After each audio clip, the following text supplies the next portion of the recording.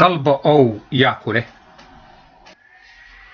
wax lala yaabo maaha in Soomaaliya ay qiimaynta musuqmaasuqa ka gasho waddanka koowaad oo ugu musuqmaasuqa badan caalamka, taasoo soo taxnayd sanadihii u dambeeyay oo dhan. la rabayna arrintaa in laga gudbo oo qiimayntaas mar walba kow Soomaalida gelisa ay meeshaas ka kacdo, ha yeeshee ayaan dhicinin, iyadoo ay dowladda federaalka ahi dadka shacabka ku camaynayso in ay musuqmaasuqii la dagaalantay oo la dagaalamayso oo wax ka qabanayso oo door fiican ka qaadanayso oo ay ku raadinayso in daymihii Soomaaliya lagu lahaa laga cafiyo si ay dayman hor leh u qaadato. waayaan daro arrintaas inay sidaa u dhacdo. waxaa labeeya Soomaaliya qarannimadeedii halis bay ku jirtaa. beec baa lagu hayaa Soomaalida iyo khayraadkeeda, hadday shidaal noqoto, hadday kalluumaysi noqoto, hadday xataa ECZ lagu magacaabi jiray oo economic zone-ka ahaa ay noqoto. intaasoo dhan waxaa lagu hayaa dekadaheedii. haddii ay noqoto waxaa lagu hayaa xaraash joogto ah oo waddanka aad moodo in farahaba laga sii bixinayo. musuqmaasuqaas isaga ah waxaa qayb ka ah dadka shacabka ah iyo dowladda dhexe iyo dowlad goboleedyada iyo baarlamaanka aan la dooran ee la soo dhegadhegeeyey oo aan ku fadhiyin macno badan oo dowladdii ku milmay oo ay dhacday in si musuqmaasuqa loo xalaaleeyo aan qayla uga daba imaan. in la yiri parliamentarianskii wasiiray noqon kara oo wasiiray noqde oo dowladdiiba wax motion ka keenaya oo la xisaabtama la waayo oo la kala saari waayo powerskii saddexda ahaa oo isdheeli tirayay oo la rabay inay la dagaalamaan musuqmaasuqa. arrintaa iyada ah Soomaalida shacabku waa ka aamusan yahay ama lamaba socdo oo maba.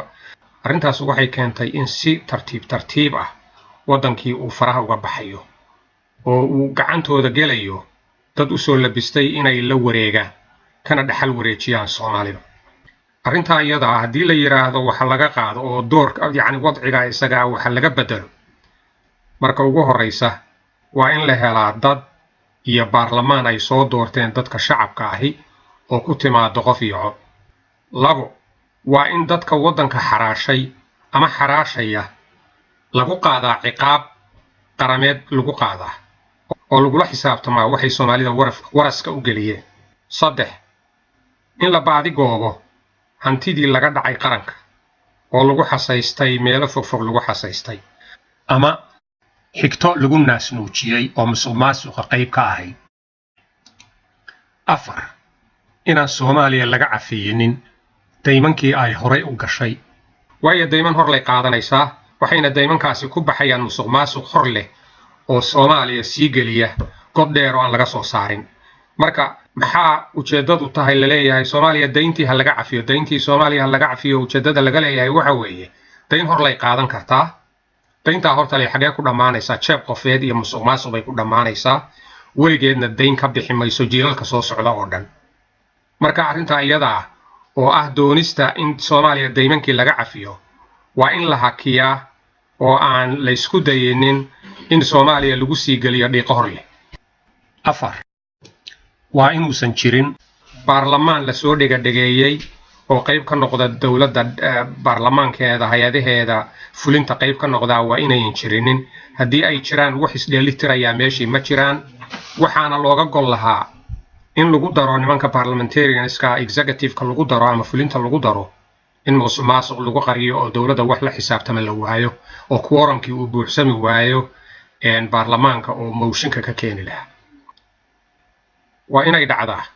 tan ugu dambaysa waa in laga digtoonaada hoggaan dhaqameedka siyaasadda la geliyey oo hunguriga isaguna wax ku doonaya oo dadka kan ugu xun oo ugu dhibaatada badan oo ugu wadaninimada yar soo xulaya oo keenaya golo baarlamaan oo markaas isagu doonaya inuu ama biilkiisa la wadaago ama la siiyo sandareertooyin laga siiyo ninka uu doortay iyo mushaarkiisa iyo waxa uu qaato.